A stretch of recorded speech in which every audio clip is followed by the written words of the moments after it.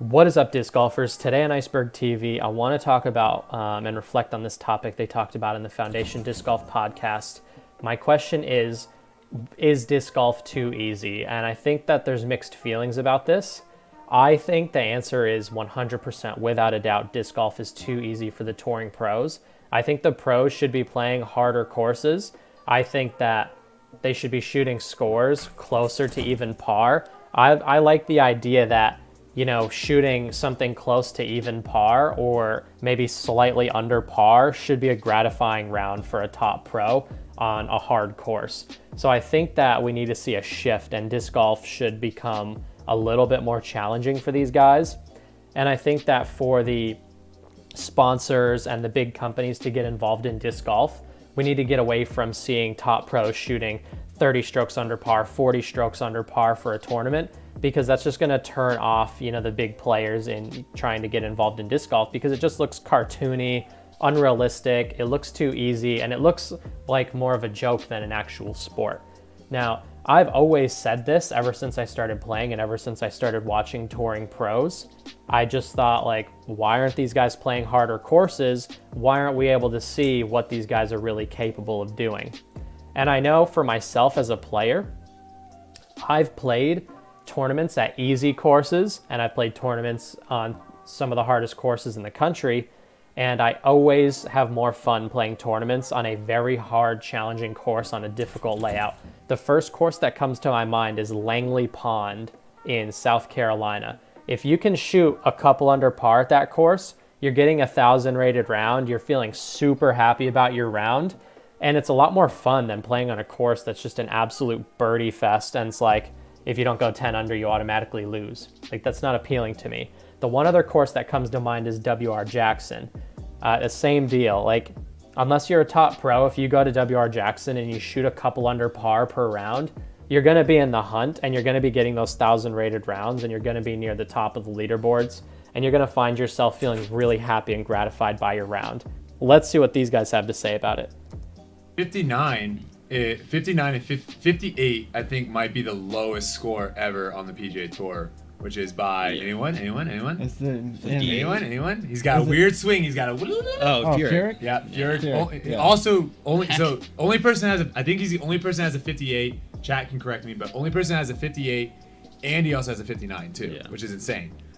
Which is like 58 is 14 under. Yeah. But I think it was on a 71. It was 71. So I think it was 13 under. Mm-hmm. So that's 13 under par is the lowest of all time. And disc golf, you got to average higher, better than that, lower than that. To even win Yeah, tournaments. Paul's going out and averaging 15 under on most courses. I think too. So it's though, like, what are you figuring thinking? out how to make the course difficult without it being just not even entertaining. Because like a circus act. For instance, in ball golf, you can make the fairways narrower, but you know, obviously in disc golf, the fairway situation is different. Like, to make the course more difficult, you can add length, and then obviously obstacles and OB. But I think it's a little bit more tricky in disc golf to make a course difficult and kind of find that balance. I think Trevor makes a good point here. I think that it's really easy in pro golf to just make the fairways more narrow and add length. And you can't necessarily shape a golf ball the same way that you can shape a disc golf disc. But I think there's still other things that can be done. I think they should put more obstacles near the baskets. I think baskets should be much harder to access. And I think you should get penalized for missing putts a lot greater. I think there should be more OB, specifically not in the fairways, but more near the basket. I think there should be more baskets near water hazards, and I think you should get punished for not making your putts a lot more. I think that would really help start balancing this thing out. And I think even just having like obstacles like USDGC had, I think that having those big wooden pillars on certain sides of the basket is really beneficial. And I think that doing things like that is going to be good for the sport moving forward. And I think USDGC this most recent year is going to be the closest thing that we've had to that so far. Yeah, I mean, I think some courses, like the one, if you looked at the stats, the length of the holes, they were not par 4 lengths. I think some were like 430 feet, 450, 470, which is reachable by, I would say, 98% of top players. The tough part with some of it, because I'm trying to remember this course. I've watched coverage of it. I think the tough part comes in, it's like 445 foot par 4, but it might be a par 4 shape, if that makes sense. Yeah. So it might be like a Chris Dickerson. I haven't seen footage of his round, but it could have been something where he threw a ridiculous D6 like anti-flex cut to weird roll that happened to get lucky. Yeah, but I don't think there's any place in the sport where 430 feet should be a par 4. Regardless of shape, woods. Yeah, I mean then you're getting to that We need some hard that par gimmicky threes. stuff. Yeah, make it a hard par 3. You know, figure something out. So I don't know. I don't know the course that it was on, but anytime it's 430 feet, like it should not be a par 4.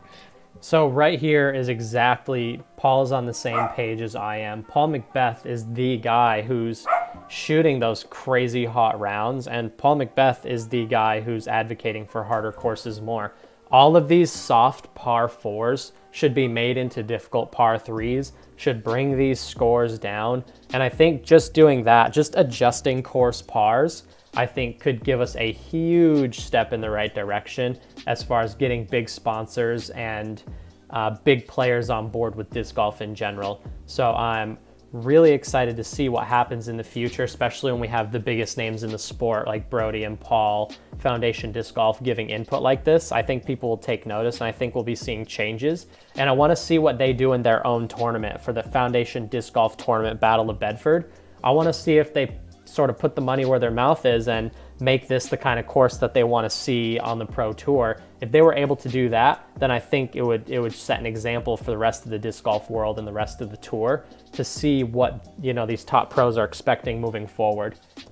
Yeah. And I mean I know he had 5 eagles. So I don't know if It was the 4 pros courses. did. That's why I didn't go. The pros played for I it? was thinking about going, and then to where you have to put your layup in a certain Yeah. spot, or you do not have a good look at a putt, even if you're 20 feet away. that's exactly what I was gonna We say. don't have is that in a lot of courses. a lot of the courses we play, it's like, all right, I need to put this close to the basket. Circle like one. that's my Just goal. circle one. You just have to worry about trying to birdie it. Yep. Birdie it. You're not playing a position shot. You're not, trying to get yourself. If it's a par 4, you're just attacking the basket and scramble from there and you birdie. Yeah. And so and not that you would probably ever have this mentality, and I think top pros don't have this mentality. So this is exactly, I 100% agree with this. If you look at ball golf, and I know ball golf and disc golf are 2 very different games with 2 different mindsets, 2 different goals, 2 different kinds of players. They're different worlds. But if we want disc golf to get the notoriety of ball golf, we need to learn from the past and make adjustments. Putting in ball golf is so much more punishing than in disc golf. If you can be on the green in ball golf and have a terrible putt because of the slope of the green, or it just gets wet in certain spots, or whatever the case may be, you're going to see different challenges than putting in disc golf.